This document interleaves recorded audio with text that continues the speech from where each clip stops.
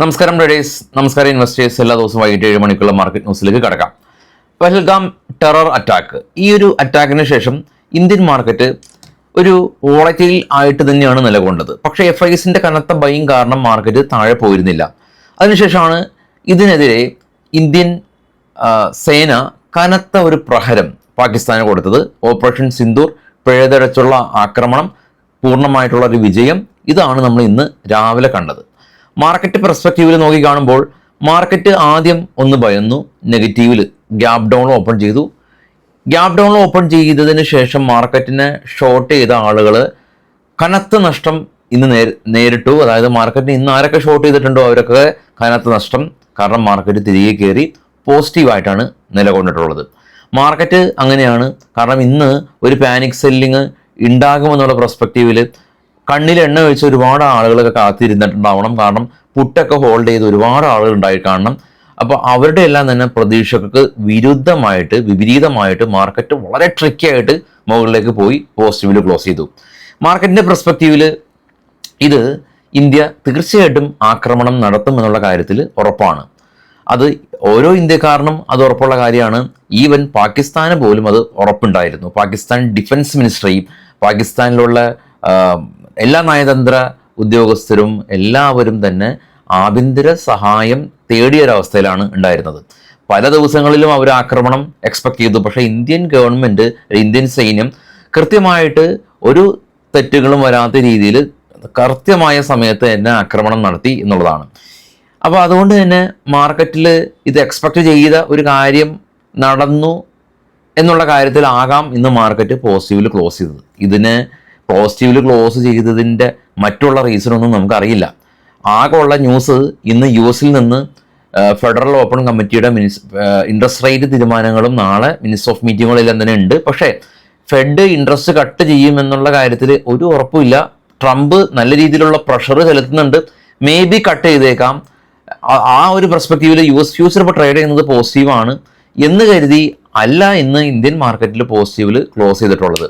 May be FISന്റെ കനത്ത buying കാരണമാവാം. അതല്ലെങ്കിൽ നേരത്തെ സൂചിപ്പിച്ച പോലെ തന്നെ ഇത് ഓൾറെഡി തന്നെ എല്ലാവർക്കും ഉറപ്പുള്ള ഒരു കാര്യമാവാം ഇന്ത്യ തിരിച്ചടിക്കുമെന്നുള്ള കാര്യമെന്നുള്ളത്.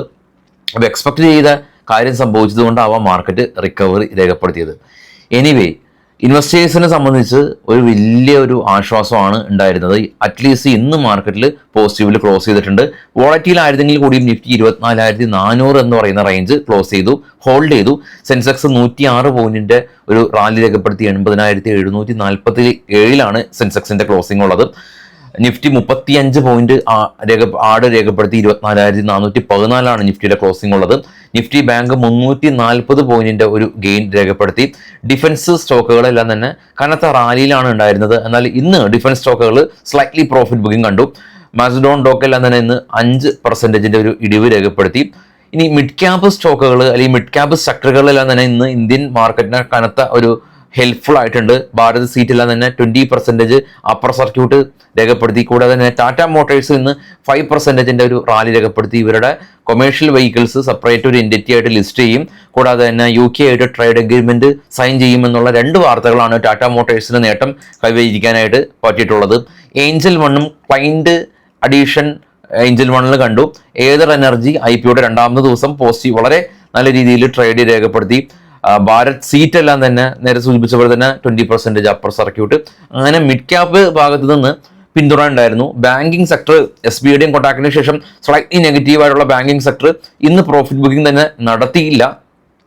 കൂടാതെ FISന്റെ ബൈങ് ഉണ്ടായി കാണണം, മാർക്കറ്റ് തിരികെ കയറി. അപ്പോൾ ഇത് ഇന്ന് മാർക്കറ്റിൽ രാവിലത്തെ ന്യൂസ് കണ്ട സമയത്ത് അല്ലെങ്കിൽ രാവിലെ നമ്മൾ മാർക്കറ്റിൽ എണീക്കുന്ന സമയത്ത് ഏറെക്കുറെ ആളുകളെല്ലാം തന്നെ ഇന്ന് എക്സ്പെക്ട് ചെയ്തത് നിഫ്റ്റി ഇന്ന് ശക്തമായിട്ടുള്ള ഇടിവ് ഉണ്ടായേക്കാം എന്നുള്ളതാണ്.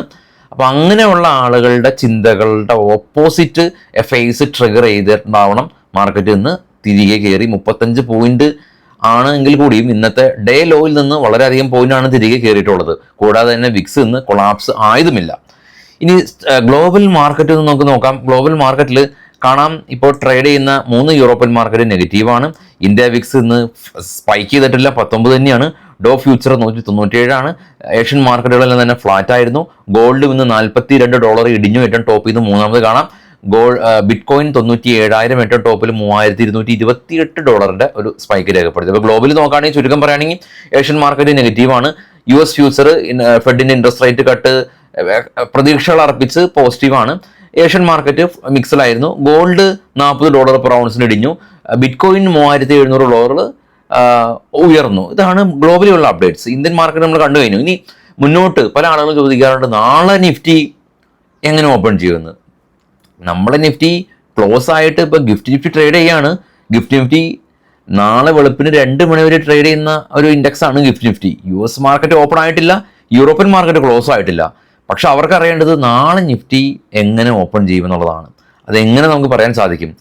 എനിവേ, ഈ ഒരു കാര്യത്തെക്കുറിച്ച് നമ്മൾ സൂക്ഷ്മമായിട്ട് നോക്കുകയാണെങ്കിൽ 2 പെർസ്പെക്റ്റീവിലൂടെ നമുക്ക് കാര്യങ്ങൾ നോക്കി കാണാൻ സാധിക്കും. ഒന്ന്, ഈ ഇന്ത്യ ഫർദറായിട്ടൊരു അറ്റാക്ക് പാകിസ്ഥാനെ ചെയ്തില്ല എങ്കിൽ, പാകിസ്ഥാനും ഫർദറായിട്ടൊരു അറ്റാക്ക് ഇനി നടത്തിയിട്ടില്ല എങ്കിൽ, ഫർദറായിട്ടുള്ള അറ്റാക്ക് ഇൻ ദ സെൻസ് സൈനിക പെർസ്പെക്റ്റീവിൽ അവർ ആക്രമണം നടത്തില്ല എങ്കിൽ, അതായത് ഇത് അവർ എക്സ്പെക്ട് ചെയ്ത കാര്യമാണ്, അടി വാങ്ങിച്ച് മിണ്ടാതെ ഇരിക്കുകയാണെങ്കിൽ ഇതൊരു യുദ്ധ സമാനമായ സാഹചര്യങ്ങളിലേക്ക് പോകില്ല.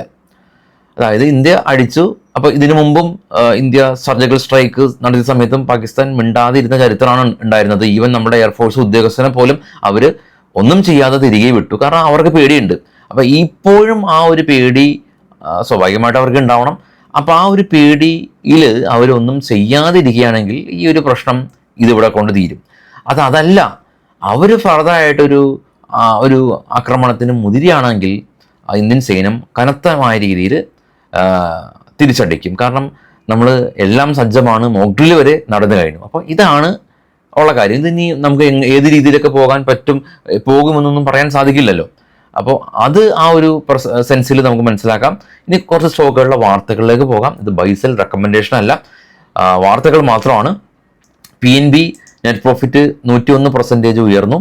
ഡിജിറ്റൽ ട്രാൻസാക്ഷൻ എല്ലാം തന്നെ 51% സ്പൈക്ക് ഉണ്ടായി എന്നുള്ള ന്യൂസ് ഉണ്ട്. Blue star company net profit 20% ഉയർന്നു.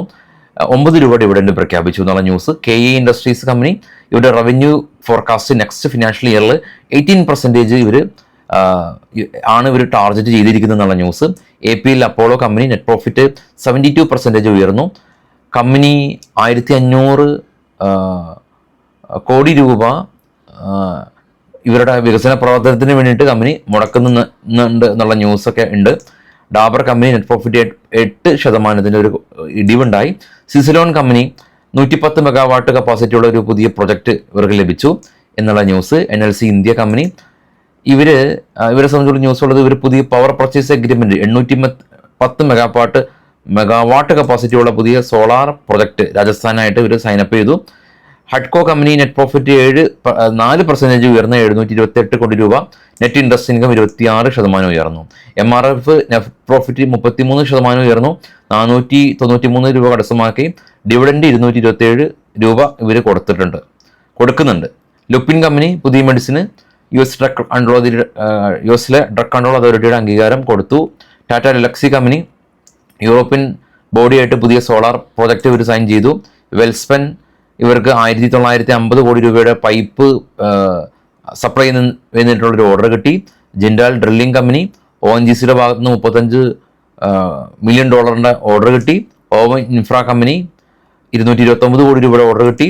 സൊനാറ്റ സോഫ്റ്റ്വെയർ 110 നിന്ന് 107 കോടി രൂപയിലേക്ക് പ്രോഫിറ്റ് സ്ലൈറ്റ്ലി കുറഞ്ഞു. 4 രൂപ 40 പൈസ ഡിവിഡൻഡ് പ്രഖ്യാപിച്ചു.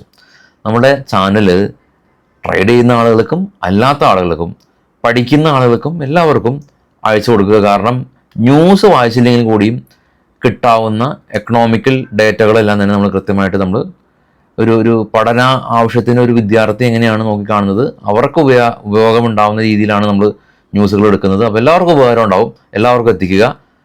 Thank you all.